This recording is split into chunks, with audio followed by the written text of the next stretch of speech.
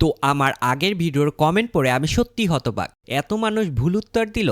আগের শটে আপনাদের কাছে জানতে চেয়েছিলাম আমার এই 4S 5500 mAh লিপিউ ব্যাটারিটা দিয়ে এই 5000 mAh স্মার্টফোনটা কতবার চার্জ দেওয়া যাবে। আপনারা অনেকেই কমেন্টে আপনার উত্তর দিয়েছেন। এক ভাই তো ব্যাটারিটাকে পাওয়ার হাউস বানিয়ে ফেলেছেন 50 বার। অনেকেই আন্দাজে একবার, দুইবার, আড়াইবার, তিনবারও লিখেছেন। কিন্তু একটা সমস্যা ছিল, কেউ এটাকে গাণিতিকভাবে সলভ করেননি। কিন্তু আমাদের ইঞ্জিনিয়ারিং সেক্টরে গাণিতিক হিসাব ছাড়া অন্য কিছু গ্রহণযোগ্যতা পায় না। তাই চলুন সহজভাবে আপনাদের বুঝিয়ে দেই। 4S মানে 4টা cell maximum voltage 4 × 4.2 = 16.8 voltage. Cell capacity 5500 mAh মানে 5.5 Ah।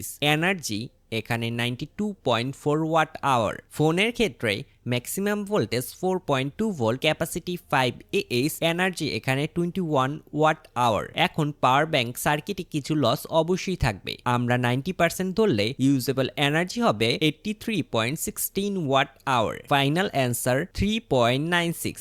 অর্থাৎ এই ব্যাটারি দিয়ে প্রায় 4 বার ফোন চার্জ করা যাবে। তাই মনে রাখবেন, রান টাইম হিসাব করার সময় mAh না, আসল হিসাব হয় ওয়াট আওয়ার দিয়ে। যাদের উত্তর মিলে গেছে কংগ্রাচুলেশন। আর নতুন কিছু শিখে থাকলে একটা লাইক দিয়ে যান। এমন রিয়েল লাইফ ইঞ্জিনিয়ারিং টেস্ট দেখতে চ্যানেলটা সাবস্ক্রাইব করে রাখুন।